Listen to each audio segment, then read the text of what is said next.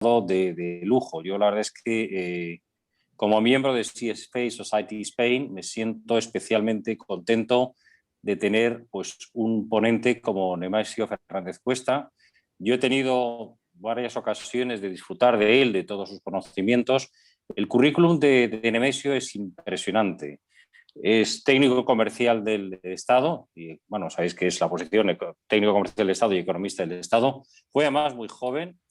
Luego hizo la carrera administrativa siendo director general, llegó a ser secretario de Estado, que sabéis, para los que no sois españoles, es el equivalente a viceministro fuera de España.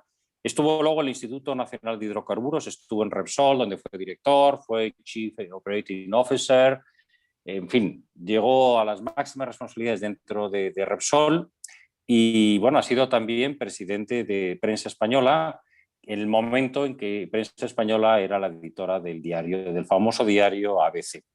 Además de todo eso, ha sido presidente de Isolux y es presidente ahora mismo de Veolia. No sigo porque el currículum, lo importante es que hables tú, Nemesio, no que hable yo.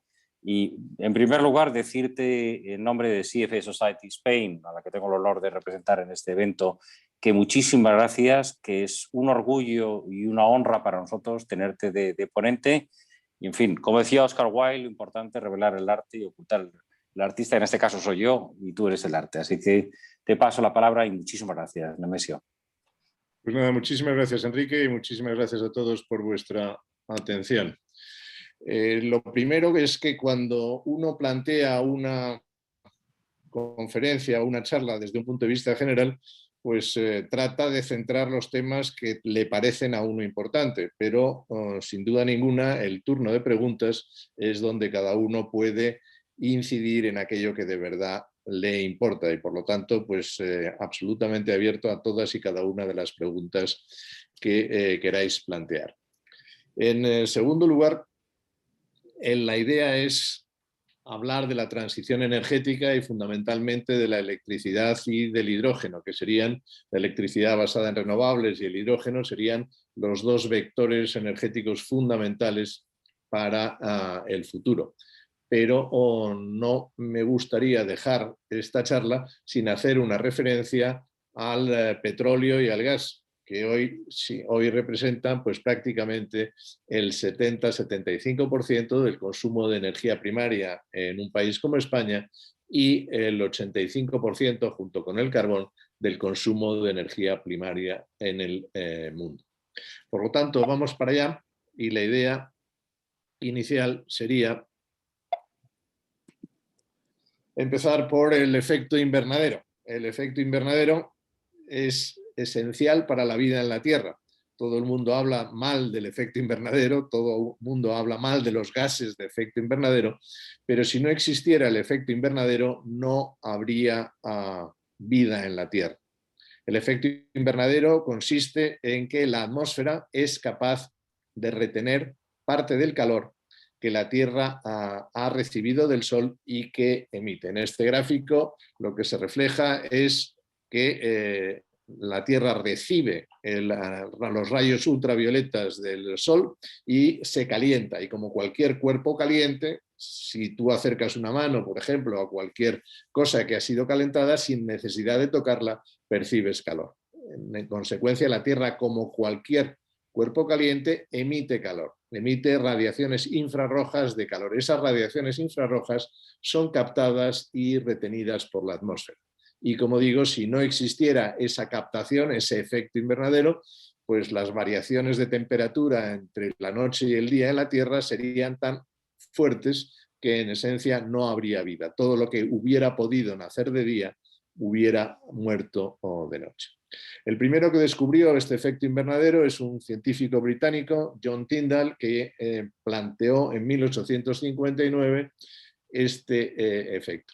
Y fue trabajando adicionalmente y su suposición inicial es, puesto que la atmósfera en un 99% es nitrógeno y oxígeno, serían estos dos gases, o al menos uno de los dos, el responsable del efecto invernadero.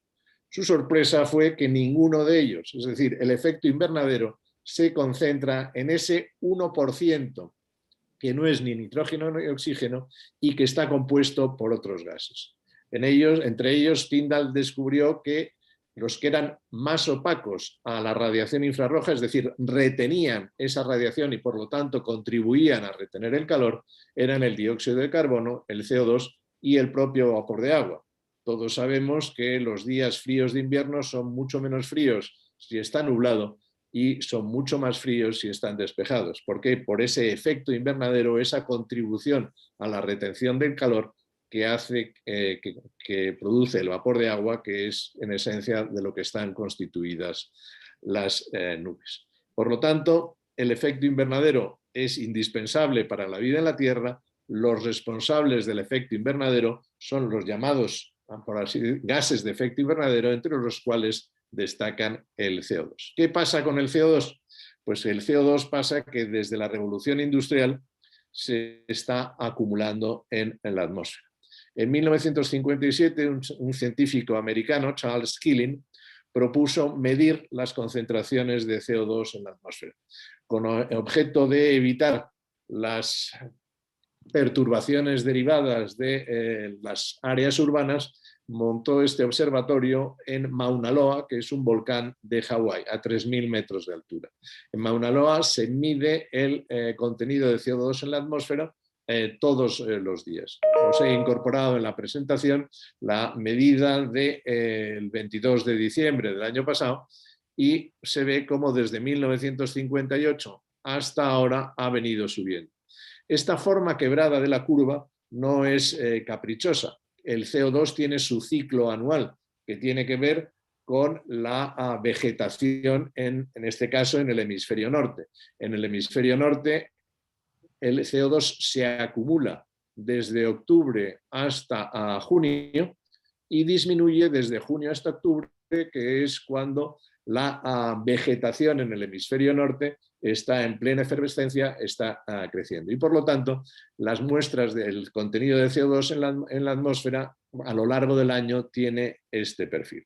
Sin duda, es un perfil creciente a lo largo de los años. Y sobre todo, es un perfil creciente si se compara con el contenido en carbono en el siglo XVIII. ¿Cómo se ha hecho la comparación? Pues en la Antártida se acumula hielo todos los años, se calcula cuál es la cantidad de hielo que se ha acumulado cada año y se hacen perforaciones y se extrae hielo a gran profundidad, pero se puede inferir el año más o menos en el que ese hielo se acumuló en la Antártida. Dentro de cada pieza de hielo extraída hay pequeñas burbujas de aire y del análisis de esas pequeñas burbujas de aire se obtiene el contenido en CO2. Y ese contenido en CO2 se ve desde 1958, es la curva de Keeling, son las mediciones de Mauna Loa, se ve cómo se ha ido incrementando. Y además ese incremento es acumulativo. En este cuadro lo que tenéis es, pues entre 1880, que teníamos 280 partes por millón, en 1960 317, es decir, unos 5 partes por millón cada 10 años, de media en esos 80, pero después en la década siguiente 9 y sucesivamente 13, 15, 16, 20 y en esta última década 27 si medimos en mayo, 24 si medimos en diciembre. En cualquier caso, el incremento, la acumulación es creciente. ¿Por qué es creciente? Porque emitimos más. En este gráfico lo que se ve es que el 44% del CO2 emitido permanece en la atmósfera, el 29% es captado por la vegetación en la Tierra y un 23% es captado por el mar. El mar, la captación de CO2 en el mar tiene fundamentalmente dos efectos. Uno, cuando se evapora el agua del mar, va más CO2 a la atmósfera. Segundo, el agua del mar tiende a acidificarse, lo cual es claramente negativo para determinados ecosistemas marinos como los arrecifes de coral. No me voy a extender ahí, pero lo que sí es relevante es que el 44% del CO2 que emitimos en la atmósfera permanece en la atmósfera. y como es un gas de efecto invernadero, se produce un calentamiento global. Ese calentamiento pues se calcula que en estos momentos estamos entre 1,1 y 1,5 grados de calentamiento medio respecto a 1880. De seguir esta tendencia, pues acabaríamos el siglo con entre 3 y 5 grados de calentamiento. Y ese es uno de los problemas, no solo por el calentamiento, sino porque el calentamiento introduce cambios en el clima. Los cambios más visibles hoy en día pues, son la virulencia de los fenómenos atmosféricos. Las tormentas, los huracanes, los ciclones, pues hace un par de años vimos un tornado en Valencia. Las famosas gotas frías que sufrimos en el Levante español, pues cada vez son más fuertes, cada vez son más repetidas y cada vez empiezan antes. ¿Por qué? Porque antes se calienta el mar y antes se produce ese exceso de evaporación. La ola de frío que se está sufriendo en Estados Unidos o la que sufrimos en España a continuación de Filomena tiene también que ver con el calentamiento global. El aire caliente se eleva y el aire frío viene a ocupar su sitio. Eso que nos han enseñado a todos en el colegio, pues se constata que esos vórtices, esas grandes olas de aire frío que vienen del Ártico y que penetran hasta latitudes inferiores, pues están producidas también por el calentamiento. Es decir, que los efectos del calentamiento no son necesariamente que haga más calor, son cambios en el clima. A medio plazo, ¿qué es lo que se teme? Pues lo que se teme son, uno, que se fundan los casquetes polares, sobre todo en el Ártico, que no hay tierra debajo, o en Groenlandia, y que eso produzca una subida del nivel del mar, o dos, que cambios en la circulación de las corrientes marinas produzcan grandes alteraciones en el clima. Por ejemplo, la corriente del Golfo, que es una corriente de agua cálida, sale del Golfo de México, cruza el Atlántico y recorre toda la costa europea hasta el norte de Noruega. La fundición de los casquetes polares o cambios de temperatura y de circulación en el mar pueden producir una alteración de esa corriente. ¿Qué ocurriría si esa corriente no existe? Pues es difícil de estimar. En cualquier caso, para España, pues para España, si seguimos así, pues la temperatura media de Madrid en verano sería la temperatura de San Sebastián o Santander y la temperatura media de Sevilla en verano pues sería la que hoy tienen en Doha o en Dubái. Es decir, que para todo lo que es la industria agroalimentaria, que es una de las fuentes de competitividad de nuestra economía, pues podría ser un perfecto desastre y también para el turismo, que es nuestra industria fundamental, pues pasar el verano en Doha no es lo más atractivo. El turismo en invierno seguiríamos disfrutándolo incluso más, pero el desbalance sería notable. Sin hablar de los daños catastróficos, económicos fundamentalmente en el caso de los países desarrollados, pero también en vidas humanas en los países en vías de desarrollo que producen esa fortaleza de los fenómenos atmosféricos. Por lo tanto, la idea, y es complicado, es reducir la cantidad, las emisiones e incluso reducir la cantidad de CO2 que existe en la atmósfera. Y la idea básica es que los principales países desarrollados quieren alcanzar la neutralidad en carbono en el año 2050. ¿Qué quiere decir neutralidad en carbono? Quiere decir que las emisiones son iguales a la captación o que al menos las emisiones de CO2 proceden de CO2 capturado o bien en procesos industriales o bien directamente de la atmósfera. En este cuadro lo que se ve es cómo se pretende abordar la lucha contra el cambio climático. La fuente de este cuadro es la Agencia Internacional de la Energía. Trabajan construyendo escenarios. El escenario de la derecha, Current Policies, es business as usual, si no hacemos nada, si todo sigue como está. El escenario de la derecha es Stated Policies, que son las políticas que ya han anunciado diferentes gobiernos, y no se trata solo de anunciar, sino de que estén plasmadas en proyectos de ley, en alguna regulación.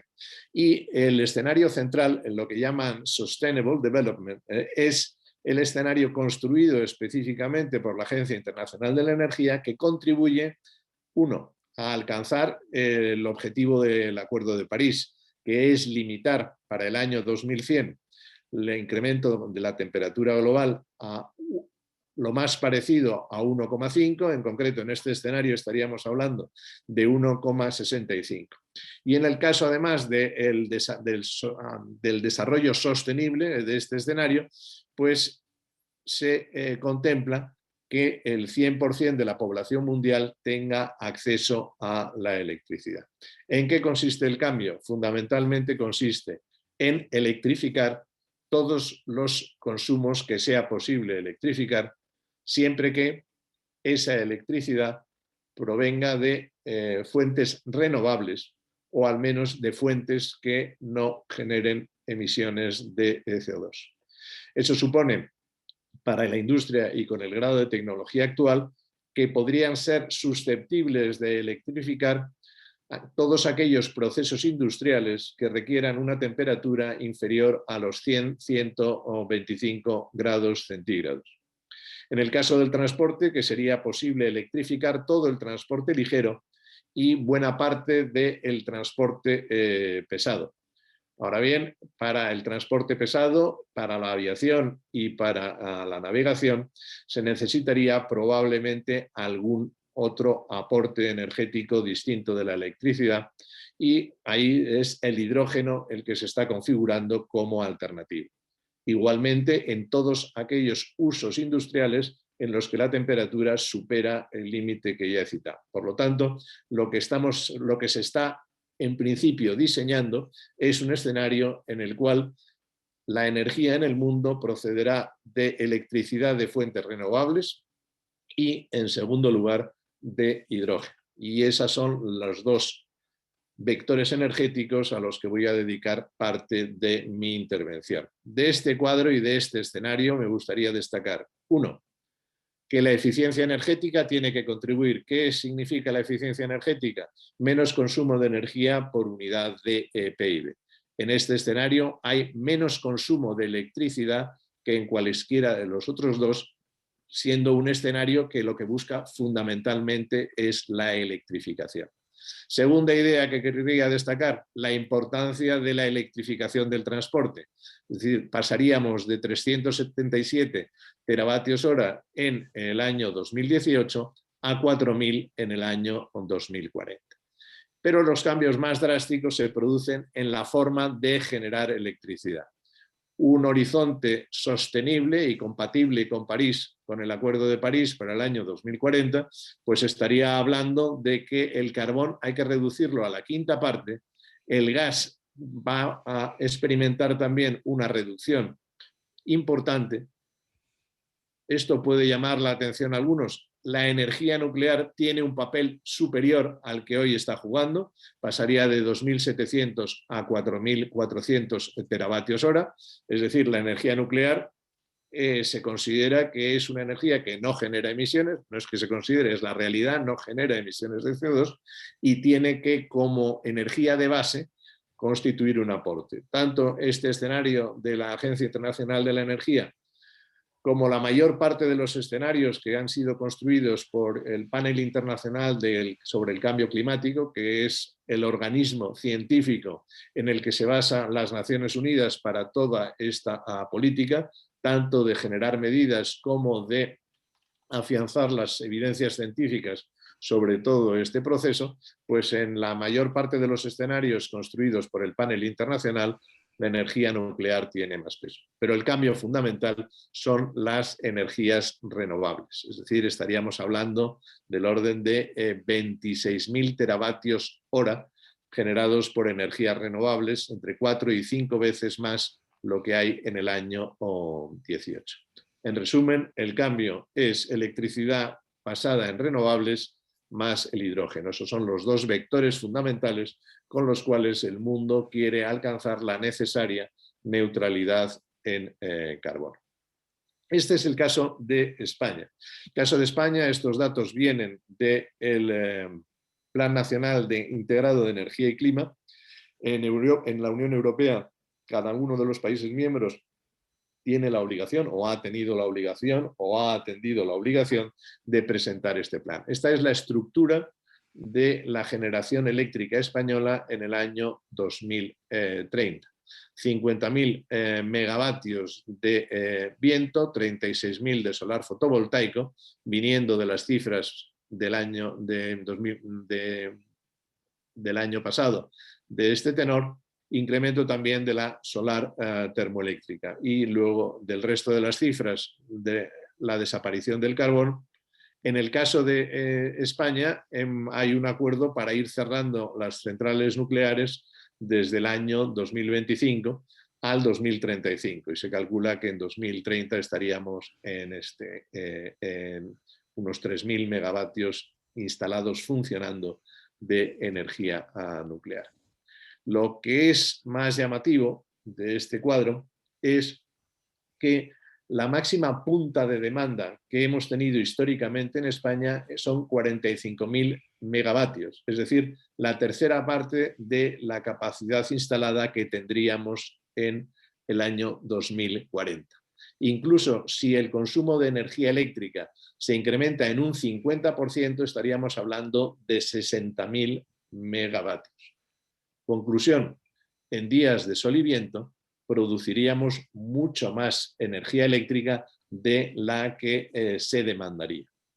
El problema es que el viento funciona no las 8.760 horas que tiene un año, sino funciona algo parecido a 2.500, 3.000 horas al año si estamos hablando de unos parques eólicos que funcionan bien. La irradiación solar, que es las horas que garantizarían que el solar fotovoltaico podría funcionar en el entorno de las 2.000 horas anuales. Es decir, el problema es que tienes que instalar mucha capacidad de generación que se utiliza a pocas horas. En definitiva, la generación eléctrica con renovables para España y para cualquier país tiene estos tres problemas. Uno, la posibilidad de captar bajos precios. Es decir, si solo con la energía eólica generamos más electricidad que la que se demanda, pues los precios van a ir a la baja. Si los precios van a ir a la baja,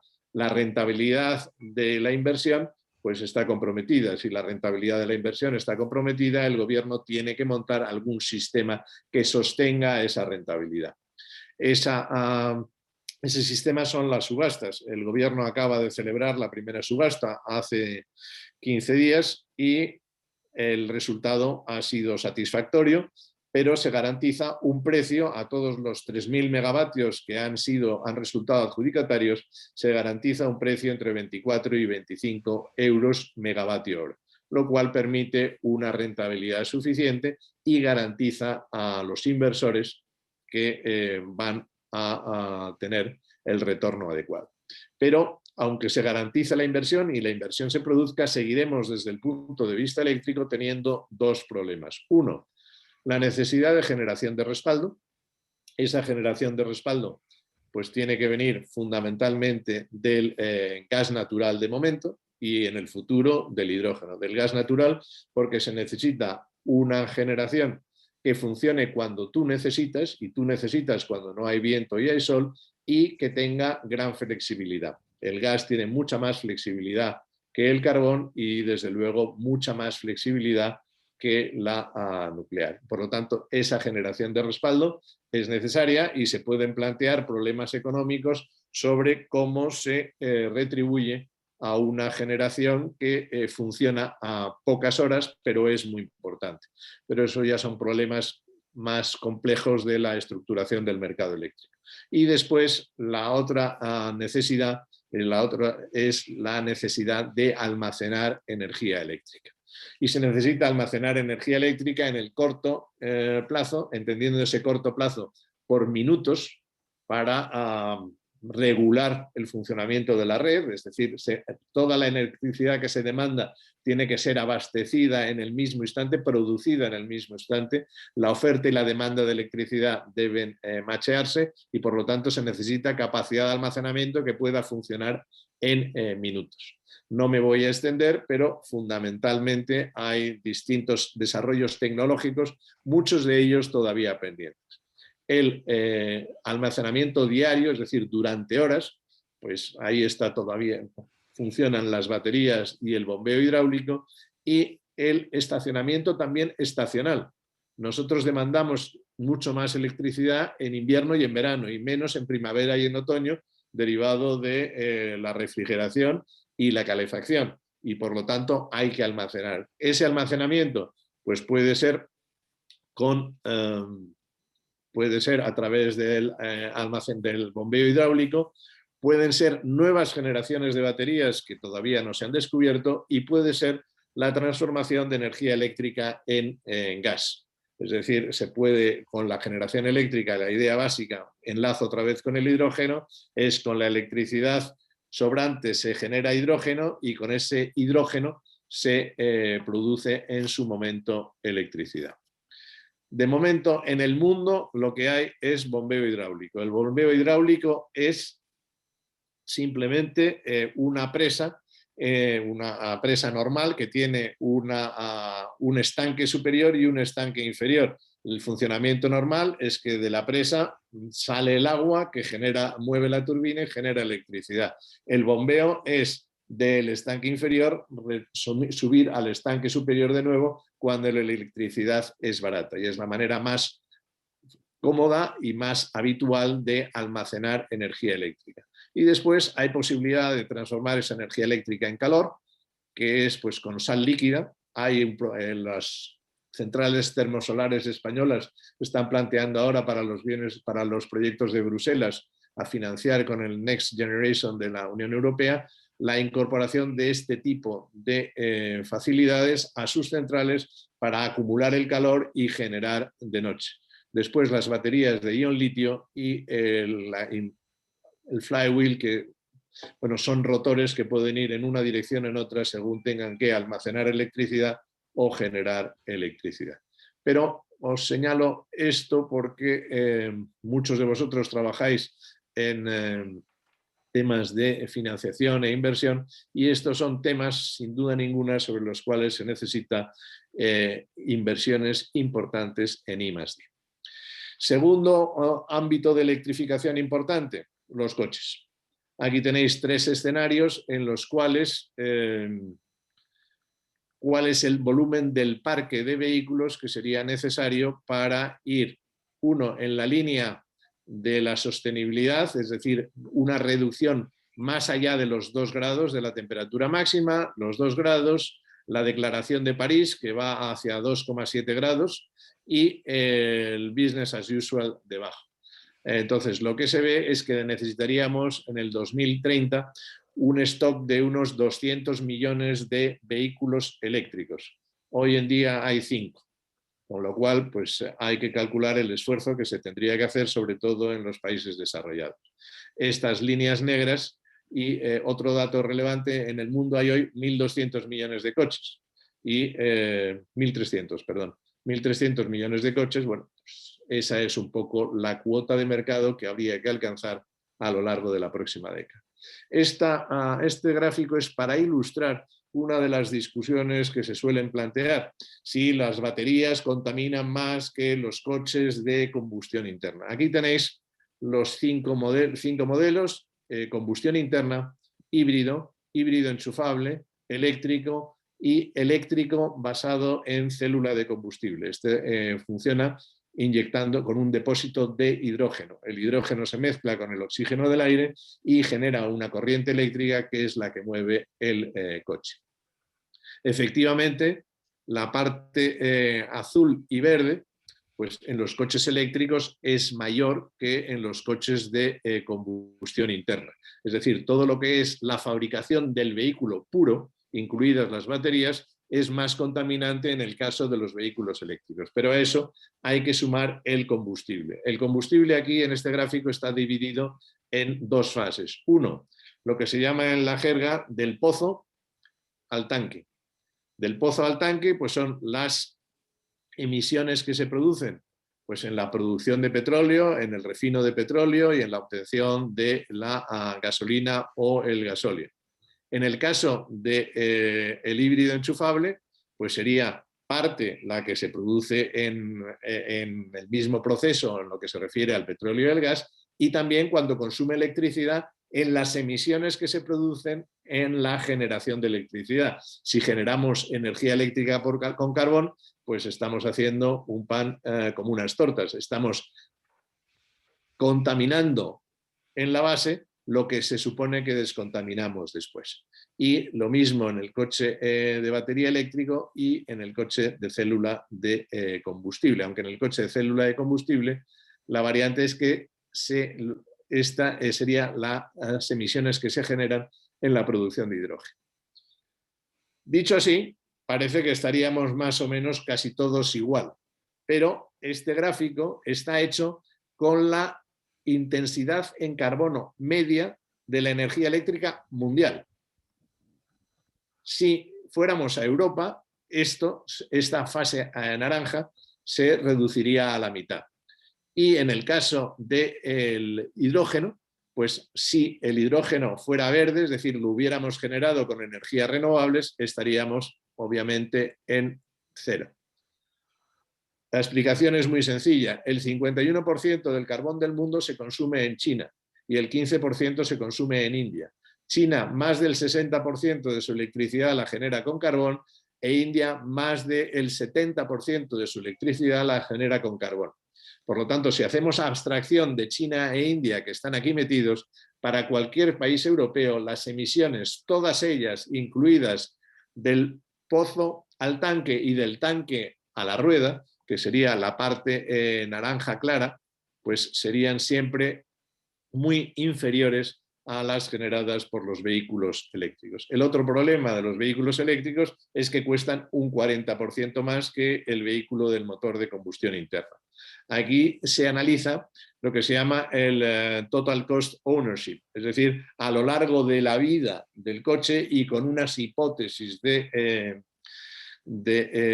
duración del coche, consumo del coche y demás, se ha hecho este cálculo. La realidad es que se ha hecho para dos escenarios: combustible barato, combustible caro. En España nos deberíamos mover en este área, y este sería un coche pequeño y esto es un suburban vehicle, que son los que más se están vendiendo ahora. Y la otra hipótesis es el precio de las baterías. El precio de las baterías ahora mismo está en este entorno, 130, 150. Es decir, que si te vas a comprar un coche grande, lo que más barato te sale al cabo del tiempo es el híbrido enchufable, siempre que te puedas permitir pagar los precios iniciales del híbrido enchufable. Y solo para precios muy baratos de las baterías, un eléctrico con un rango de autonomía relativamente reducido sería mejor que un híbrido enchufable. Este es el sistema europeo, y el sistema europeo es más neutro que el sistema español. El sistema español, el gobierno ya ha anunciado que en 2040 se prohíbe la venta de vehículos con motor de combustión interna, y en 2050 se prohíbe la circulación de vehículos con motor de combustión interna. El sistema europeo, al menos hasta 2030, es obligar a que las emisiones medias de los coches vendidos por cada fabricante se vayan reduciendo hasta llegar a los 65 gramos de CO2 como emisiones medias. Eso obliga a ir cambiando el mix de ventas de los distintos fabricantes. Pero en la posición de momento, la posición europea hasta el 2030, es más respetuosa con la neutralidad tecnológica. Es decir, si se descubriera un sistema con el que los coches diésel no emitieran nada, pues a Europa le daría igual. En España pues estamos siendo más rigurosos.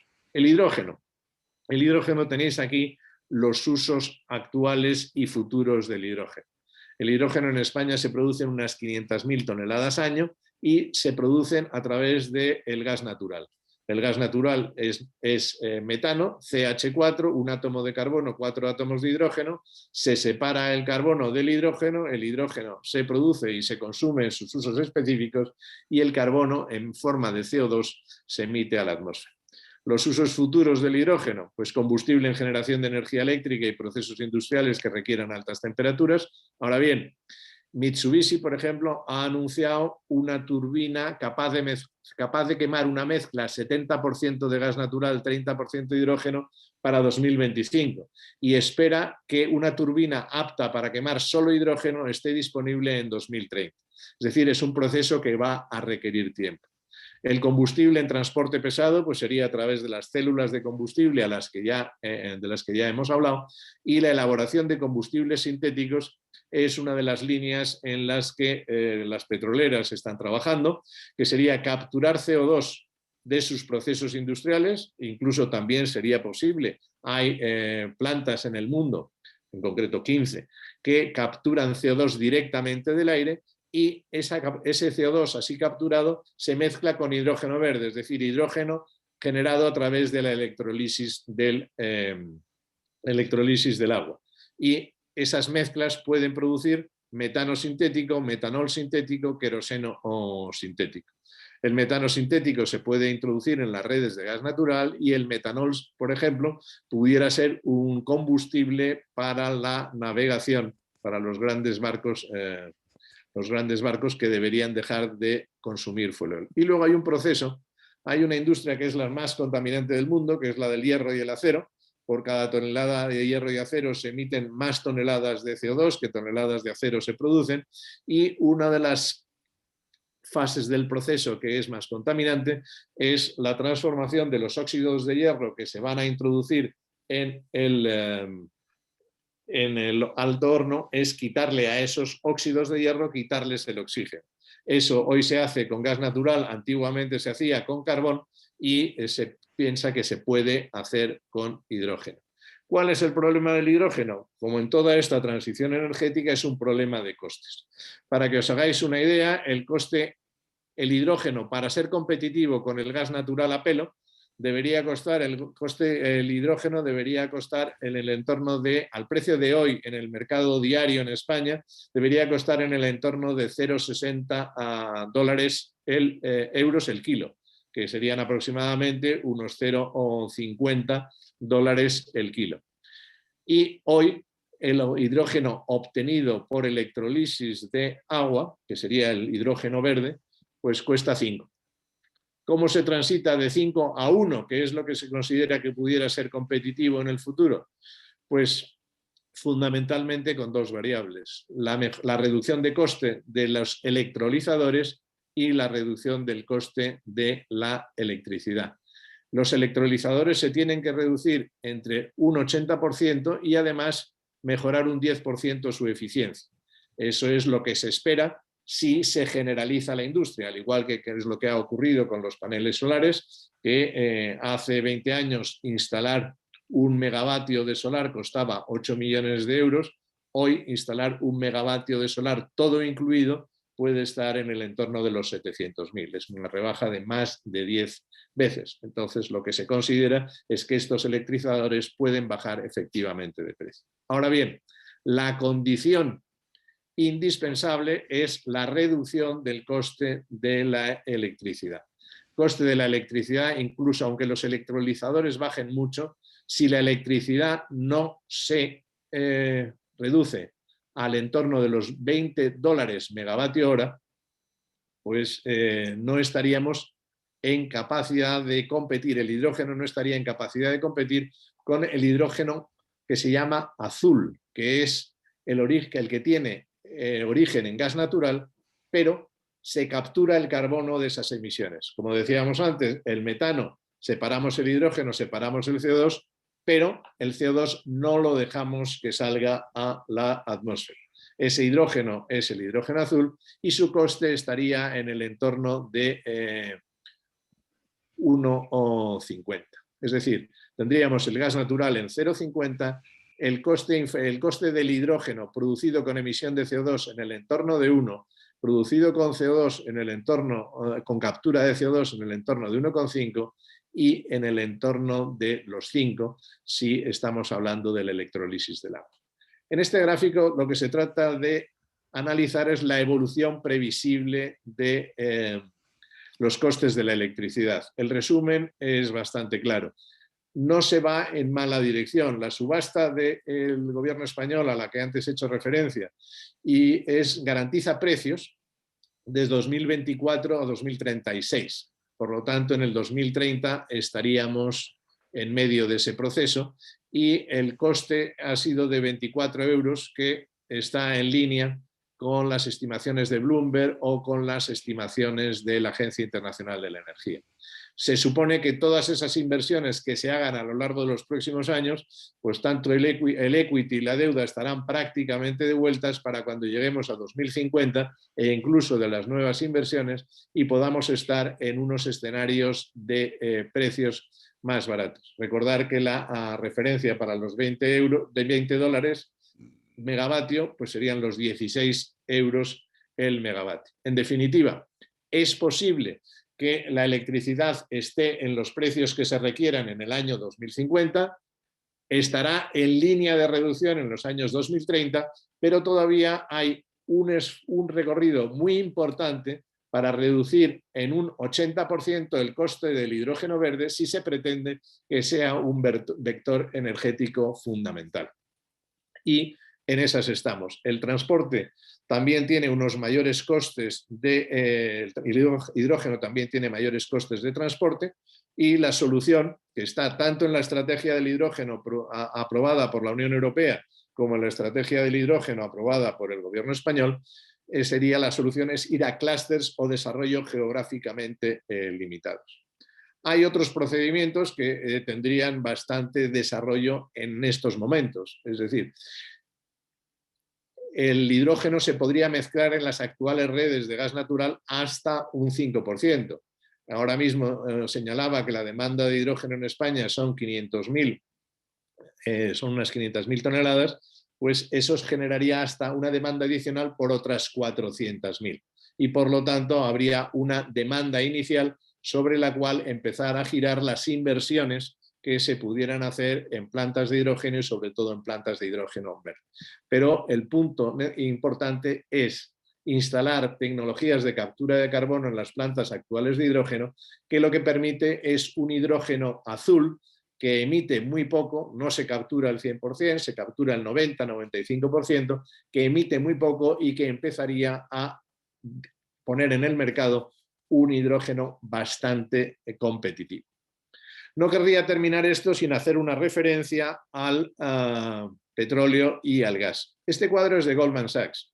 Este cuadro de Goldman Sachs arranca con la oferta disponible de petróleo, incluidos biocombustibles, gas to liquids y otros desarrollos, en el año 2020, 102 millones de barriles. La demanda ha estado en 92-93 debido a los confinamientos y a los efectos del COVID. Pero se calcula, o Goldman Sachs calcula, que la demanda estaría en 108 millones de barriles en el 2025. El factor fundamental es el declino.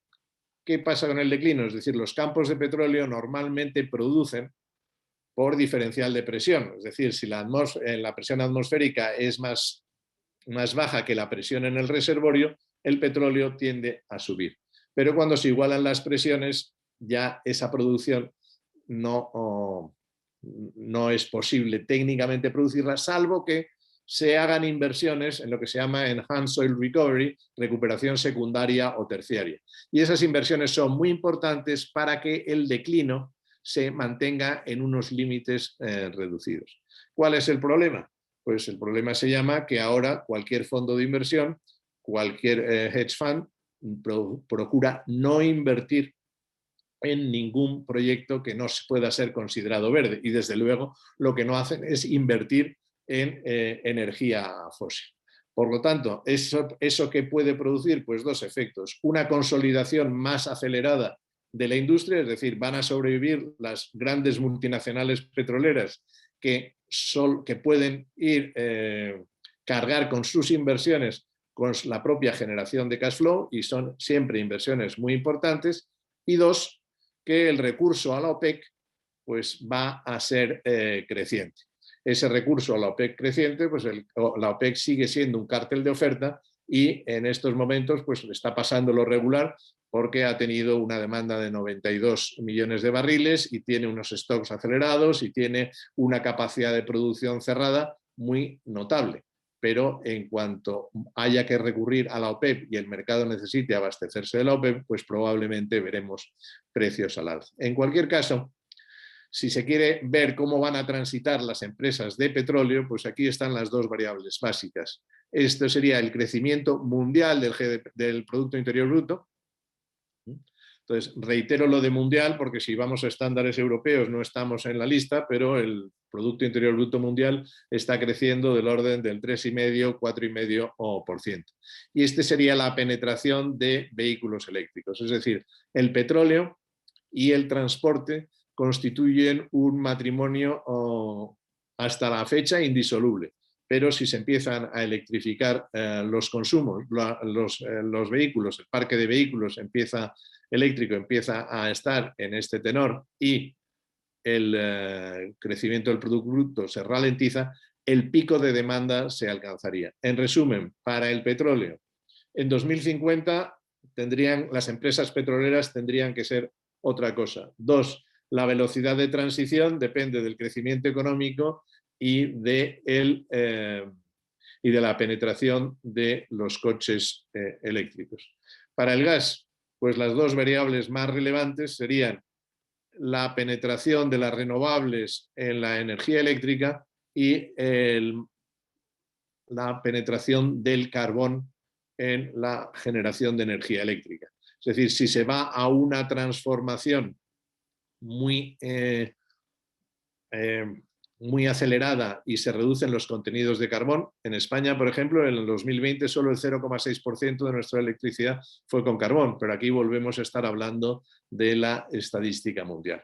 No obstante, para el gas natural hay otro elemento en la demanda que puede ser fundamental, que es si se consigue un proceso de fabricación de hidrógeno a partir de gas natural que no emita a la atmósfera y que además se garantice que todas las emisiones que se producen en la cadena de exploración y producción pues están efectivamente controladas. Entonces, la producción de hidrógeno a partir de gas natural pues es un interrogante sobre las empresas gasistas. En cualquier caso, pues el consumo de gas natural pues quedaría en el año 2050 fundamentalmente para esa energía de sustento, esa energía de apoyo.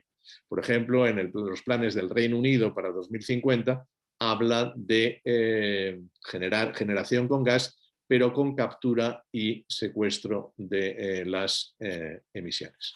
Y nada más, muchísimas gracias. Perdón por la extensión, pero espero que haya sido interesante y de vuestro agrado. A vuestra disposición. Todo lo contrario. Nemesio, enhorabuena, ha sido fantástica la presentación. ¿Se me oye, no? Sí, yo te oigo. Nemesio, sí. Perfecto, pues damos lugar a las preguntas.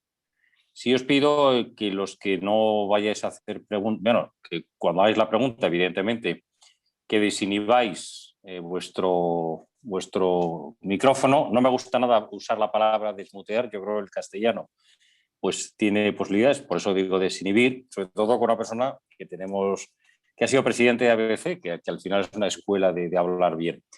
Y nada, yo tengo preguntas, pero me las dejo para el final.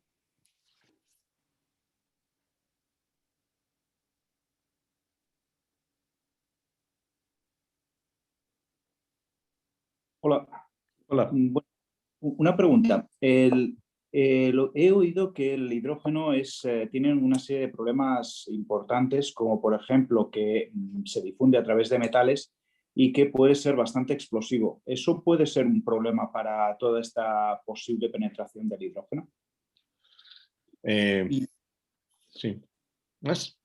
Y bueno, y segunda parte, ¿cuál es la eficiencia del almacenamiento de energía mediante producción y luego producción de hidrógeno por electricidad y luego recuperación de electricidad?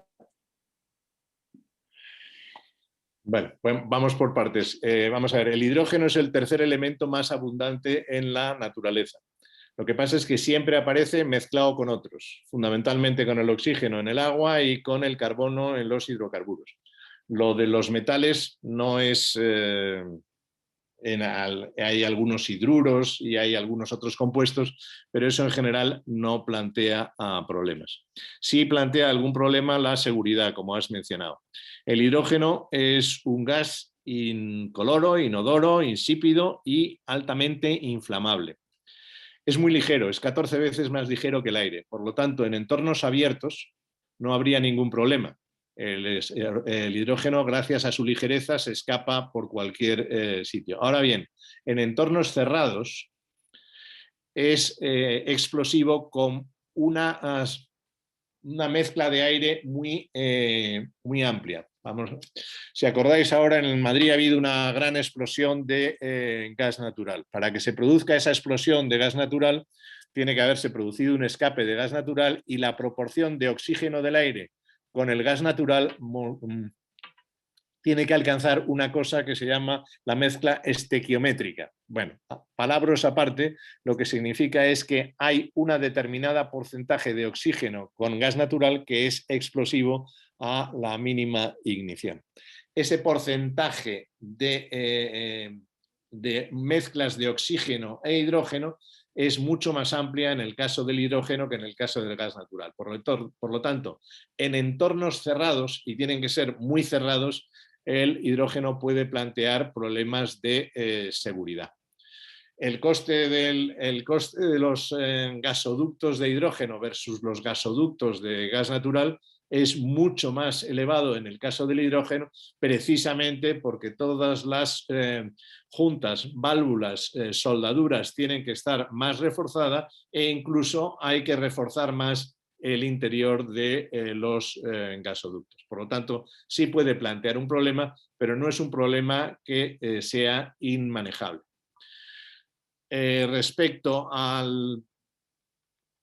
Respecto a que utilicemos electricidad para producir hidrógeno y con ese hidrógeno produzcamos de nuevo electricidad, pues eficiente por su propia concepción, pues no es.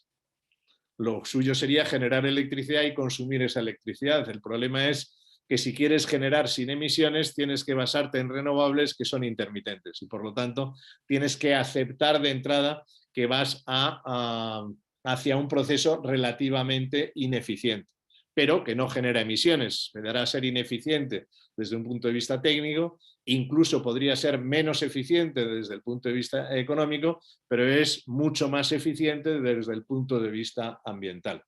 Y ese es un poco el problema de toda esta transición energética, que tenemos que aceptar un coste de menor eficiencia técnica que muchas veces deviene en una menor eficiencia económica.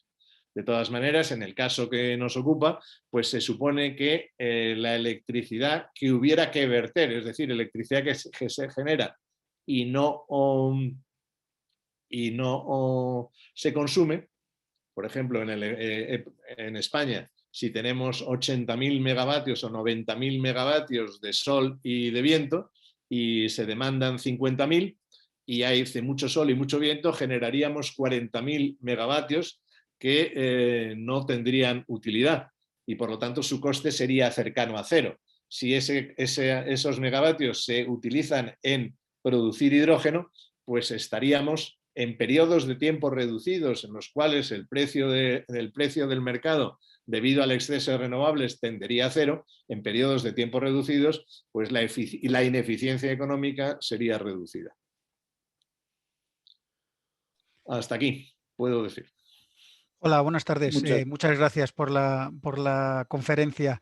Yo quería preguntar, vi hace relativamente poco un documental sobre Bill Gates en el que, bueno, pues una parte se lo dedican a su estudio sobre la energía nuclear, ¿no? Y en este sentido, pues comenta que, claro, es que prácticamente todas las centrales nucleares que hay instaladas en el mundo, pues están hechos con capacidad computacional de hace, pues no sé, 40 años, por decir algo, no sé, pero hace muchísimo. Y entonces comenta que con la tecnología actual sería posible pues, tener centrales nucleares pues, extremadamente más seguras, pero lo más importante aquí, por lo que el título de la conferencia además, con mucha menos generación de residuo y sobre todo pues, con mucha más facilidad de la captura de ese residuo, ¿no? Y de almacenamiento. ¿Por qué no tiene éxito esta historia de la energía nuclear cuando se ha avanzado tanto en teoría? Pues vamos a ver, no tiene éxito por los residuos nucleares y por el coste. Es decir, ahora mismo los residuos nucleares, pues efectivamente en los países desarrollados se pueden tratar con todas garantías, pero es una cosa que mata durante 1000 años. Y eso pues echa para atrás a muchas personas que pudieran ser partidarios. Dos, el coste de la energía nuclear pues, es muy superior hoy al coste de generar energía eléctrica a través de energía eólica o energía fotovoltaica. Fundamentalmente, bueno, pues si quieres recurrir a la hemeroteca, pues tienes los extracostes de EDF en la central que está construyendo en el Reino Unido, en Hinkley Point. También los finlandeses han tenido, que son los otros dos países europeos que están construyendo centrales nucleares, han tenido muchos más extracostes. Estos extracostes normalmente están vinculados a las medidas de seguridad. Y entonces, si en una central en España falla una válvula, automáticamente el Consejo de Seguridad Nuclear lo comunica que ese modelo de válvula ha fallado a la Organización Internacional de Energía Atómica, que lo comunica a todos los países y todos hacen obligatorio la sustitución de esas válvulas. Todos esos procesos y esas idas y venidas en un proceso de construcción que puede durar 8 o 10 años genera muchísimos extracostes.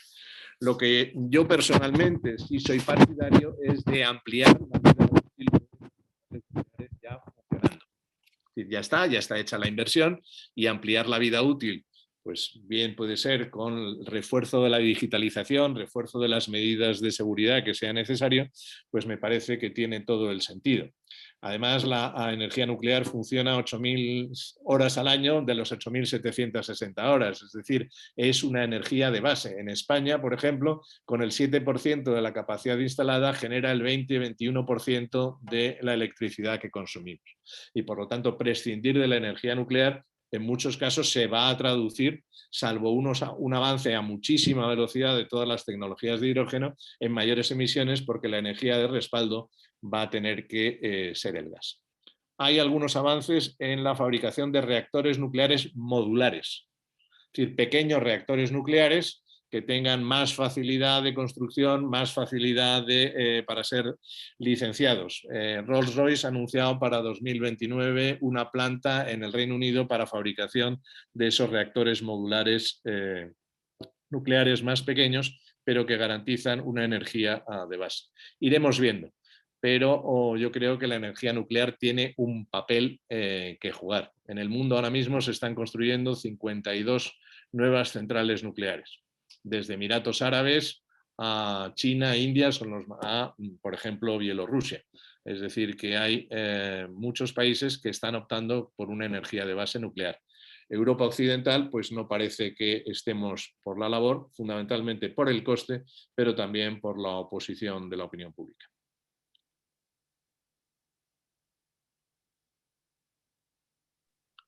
¿Más preguntas? Sí, buenas tardes. Dos preguntas con respecto a la viabilidad del hidrógeno. Si hay tanta diferencia entre cuánto cuesta producirlo a día de hoy, el verde y el no verde, ¿cómo se puede llegar a cubrir ese diferencial? En las renovables se hizo con tarifas, pero eso quiere decir que entonces en el hidrógeno también habría que poner tarifas que al principio estuvieran muy por encima de lo que es el coste económico y poco a poco se fueran bajando. Y la otra es, aparte de bajar el coste per se del hidrógeno verde, no sé si existen medidas o planes a lo mejor para subir ese coste de €1 el kilo del hidrógeno que no es verde, porque al final se puede bajar de 5 a 1 o se puede encontrar a mitad de camino y que el hidrógeno verde fuera económicamente viable antes de llegar a ese euro. Bien, vamos por partes. Efectivamente, la reducción de precios en el sistema que se hizo con las energías renovables en España, pues se garantizaba un retorno, se invirtiera lo que se invirtiera y costara lo que costara la instalación de las renovables. Eso ha generado un déficit tremendo, y ese déficit pues lo estamos pagando en la tarifa eléctrica y ahora con lo que se llama el Fondo de Sostenibilidad del Sistema Eléctrico. Por lo tanto, si me preguntas, yo no sería para nada partidario de subvencionar el coste del hidrógeno. Introduciríamos distorsiones en el mercado notables. Lo que sí se puede hacer con los fondos europeos es subvencionar los CAPEX que hay que asumir para instalar producción de hidrógeno. Y alguna solución para generar una demanda adicional. Y esa demanda adicional en las redes de gas natural, pues yo creo que si tú mezclas un 5%, aunque sea al precio más alto con el gas natural, pues el impacto en los costes de gas natural pues se diluye porque tienes un 95% a precio de gas natural, un 5% a coste de hidrógeno y encima el gas natural a la hora de cocinar, pues tiene a la hora de cocinar o a la hora de calefactar, pues tiene un poder calorífico superior y por lo tanto necesita menos tiempo para alcanzar más calor. A mí esa me parece que es la solución más práctica para absorber producción de hidrógeno que no sea competitiva en costes, a la espera de que se produzca la reducción de precios. La reducción de precios, como hemos visto, hacia 2030 el precio de la electricidad se puede ir ya reduciendo y después Europa tiene otro sistema que es el sistema de cap and trade y de los derechos de CO2. Los derechos de CO2 pues ahora mismo están en el entorno de los 30 euros la tonelada y el sistema de la Unión Europea es manejar la oferta de derechos de emisión disponibles en el mercado para que el precio se adecue a las necesidades. No me parece la solución mejor porque siempre que estás encareciendo costes estás perjudicando la competitividad de tu economía, pero sería una solución. Es posible y lógicamente pues el sentido común dice que se producirá un encuentro entre medias y de todas maneras pues también hay procedimientos tecnológicos que habría que seguir explorando. Hay un proceso de reformado de gas natural que se llama pirólisis que pudiera convertir el el carbono que se saca del gas natural pudiera convertirlo en sólido y por lo tanto no habría emisiones de ningún tipo. Esos desarrollos tecnológicos pues también pudieran dar una salida a la producción de hidrógeno en base a gas natural, que sería un flujo de hidrógeno relativamente más barato. Pero son cosas que hay que ver. En cualquier caso, yo creo que subvencionar costes variables no es una buena política económica. Más preguntas. Sí, señor Nemesio, mira, estaba viendo su presentación y bueno, de momento solo estoy viendo las eólicas onshore, ¿no? ¿Cuál es su opinión con las eólicas offshore, ¿no? O sea, entiendo que, por ejemplo, muchísimas petroleras que ya tienen una infraestructura hecha de plataformas offshore y con las grandes turbinas y con mayor tasa de viento, ¿no? Que puede llegar más de 4.000 horas al año. Puede ser una forma viable de producir hidrógeno verde con con las eólicas offshore y aprovechando las plataformas existentes para convertirlo como fábrica de hidrógeno y transportarlo con un gasoducto o bien con el buque como si fuera LNG, ¿no? Sí, es una posibilidad. Hoy por hoy los costes de la eólica offshore están muy por encima de los costes de la eólica onshore. En la presentación verás que hay una referencia a un estudio. En el cuadro que he seleccionado no he incorporado el offshore, pero está también el offshore. Si vas a ese estudio, lo puedes encontrar en internet, pues en ese estudio verás los costes que se estiman para el offshore. Son más altos. Ajá, ajá. Entonces, y luego además tienes otro problema, que necesitas un mar como el Mar del Norte. El Mar del Norte tiene una poca profundidad, no pasa de 25-30 metros de profundidad. Y por lo tanto tú puedes instalar, el Mar del Norte entre Noruega y el Reino Unido, tú puedes instalar los molinos. pero necesitas unos cimientos de 30 metros de agua y después, pues prácticamente para molinos de 10-15 megavatios, que son los que se instalan offshore, pues necesitas un diámetro de pala de unos prácticamente 200 metros. Por lo tanto, son unas obras de ingeniería muy costosas. 2, el ambiente marino es tremendamente corrosivo para cualquier metal. Y 3, la transmisión de electricidad a la costa es larga y elevada, es decir, un cable eléctrico submarino desde cualquier molino pues, instalado en el mar es complicado. Has hecho referencia también al floating offshore. Eso pues hay que ver, es decir, las plataformas semisumergibles en las cuales ha utilizado la industria petrolera, pues es difícil que puedan servir para sostener más de un molino.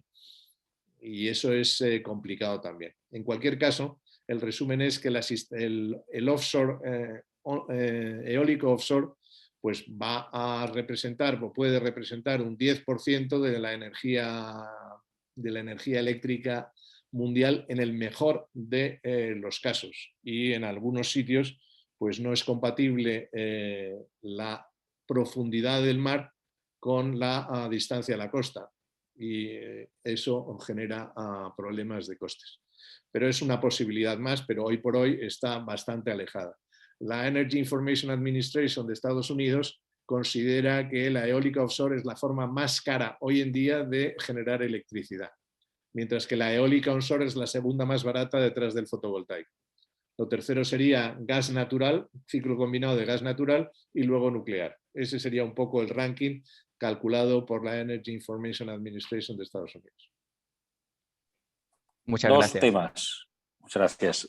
Hao-Cheng, tu español es perfecto, pero recuerdo a todos que somos una organización bilingüe y que si queréis plantear vuestras preguntas en inglés no hay ningún problema. Lo que hemos utilizado el castellano como idioma de base.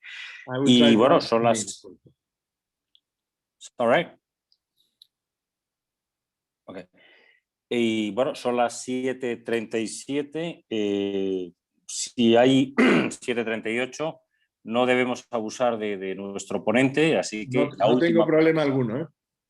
¿No? Pues no. Perfecto. Pues entonces, adelante, porque está siendo interesantísimo. Hola, buenas tardes. Yo tenía una pequeña pregunta y es si se está valorando qué impacto puede tener la instalación de los paneles fotovoltaicos en techos de las casas, ¿no? Que es algo que se empieza a ver con mayor generalidad e incluso hay proyectos como por parte de Repsol o incluso de IKEA de popularizar este tipo de instalaciones. ¿Y cómo puede afectar eso a los sistemas eléctricos nacionales? Bueno, pues esa es una posibilidad cierta y es una posibilidad que se desarrollará y se desarrollará en buena medida. Hay que resolver algunos temas, básicamente hay que resolver el coste de la distribución. Es decir, cuando tú produces electricidad, puedes almacenarla en tu casa si tienes un sistema de baterías, o puedes verterla a la red o puedes consumir y verter. Pero en cualquier caso, la electricidad que viertas a la red la tienes que vender al precio de la hora a la que la viertes. Y la electricidad que captes de la red la tienes que pagar al precio que compras, al precio al que la compras. Porque los precios van variando de acuerdo con el mercado, pues hora a hora. Y por lo tanto, esa compensación, es decir, un ecologista fetén te diría que hay que compensar kilovatio a kilovatio sin pensar en las horas. Y además, al mismo tiempo, dejarías de pagar el coste de transporte. Entonces, esto tiene también un problema, es decir, cualquier electricidad que se compre, pagas la generación, pagas el transporte y pagas la distribución, es decir, pagas los cables.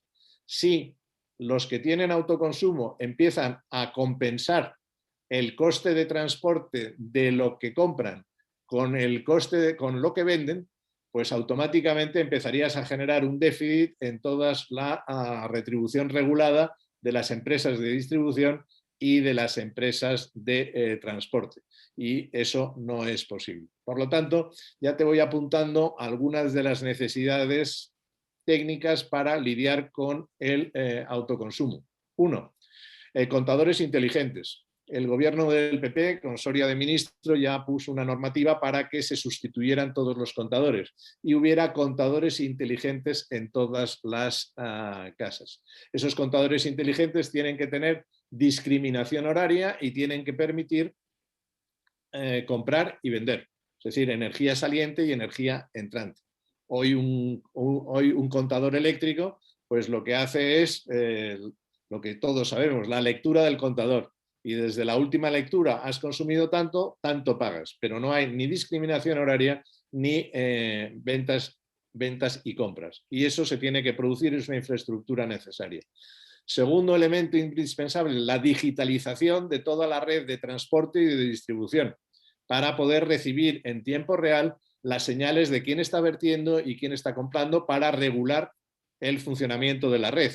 Y eso va a ser uno de los ejercicios más importantes que Red Eléctrica y todo, en el caso español, y todas las empresas de distribución van a tener que hacer para garantizar el mantenimiento seguro de la red y que la red esté funcionando en todo momento con una proliferación de centros de producción.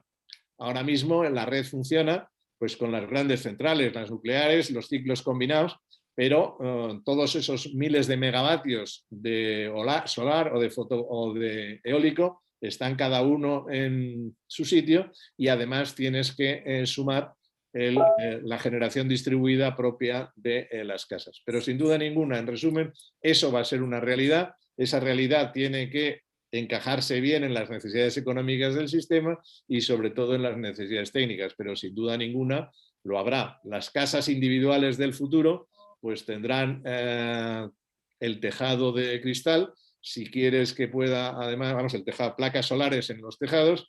Hay además algunos desarrollos que están hablando de hacer las placas en lugar de silicio de otros materiales que pudieran ser transparentes, de manera que las placas solares se pudieran integrar en la construcción y tu ventana generara energía eléctrica. Pero habría una generación eléctrica, en las casas debería haber baterías, en las casas debería haber bomba de calor y un ordenador para que entre el contador, tu ordenador, las baterías y la generación vayas optimizando tu consumo eléctrico y tus hipotéticas ventas de electricidad en función de los precios existentes en el mercado. Y eso, si quieres, lo puedes aumentar con un coche eléctrico que tienes enchufado y que en función de los precios de la electricidad carga la batería o descarga la batería. Suena todo un poco de ciencia ficción, pero probablemente asistiremos a realidades como esa o si no como esa parecidas.